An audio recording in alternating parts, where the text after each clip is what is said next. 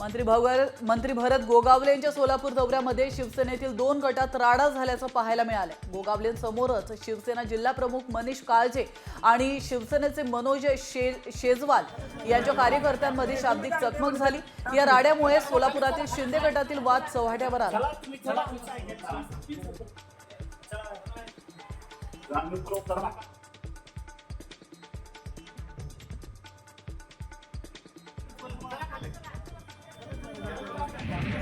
बातमी सांगलीतील मिरज बाजारपेठेमध्ये आंब्याची आवक वाढली आहे, त्यामुळे त्याचे दर ग्राहकांच्या खिशाला परवडणारे आहेत। अक्षय तृतीया जवळ आल्याने कोकणासह कर्नाटकमधून देखील सर्वाधिक आंबे विक्रीला येतात।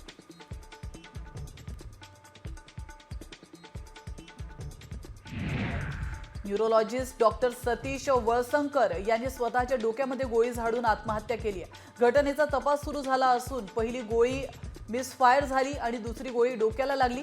राहत्या घरात बेडरूममध्ये त्यांनी आत्महत्या केली आहे। पोस्टमॉर्टम नंतर पुढील माहिती समोर येईल असं पोलीस उपायुक्त विजय कबाडे यांनी म्हटलंय। सांगलीच्या खानपूरमधील पारेगावच्या डोंगरात दरगोबा देवाची यात्रा संपन्न झाली आहे। राज्यामध्ये पहाटे होणारी यात्रा म्हणून ही यात्रा प्रसिद्ध आहे।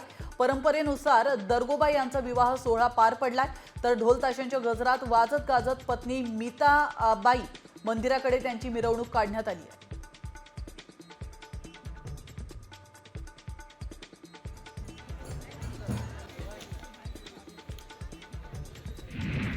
बार्शीमधील 10 जलतरणपटूंनी श्रीलंका ते भारत समुद्रमार्गे पोहून विश्वविक्रम रचला।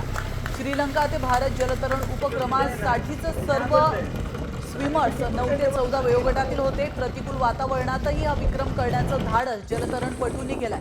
किनाऱ्यावर परतल्यानंतर भारतीय नौदलाने त्यांचा सत्कार केलाय। यापैकी 4 मुली होत्या।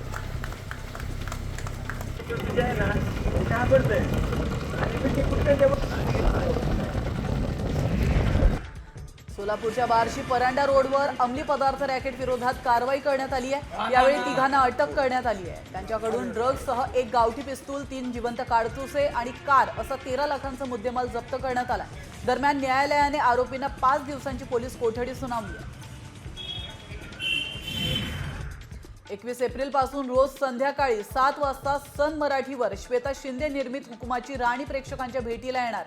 मालिकेमध्ये माणुसकी जपणारी राणी आणि माणुसकीपेक्षा पैशाला महत्त्व देणारा इंद्रजित समोरासमोर येणार आहे। पुढे नक्की काय होणार हे पाहणं रंजक ठरणार आहे।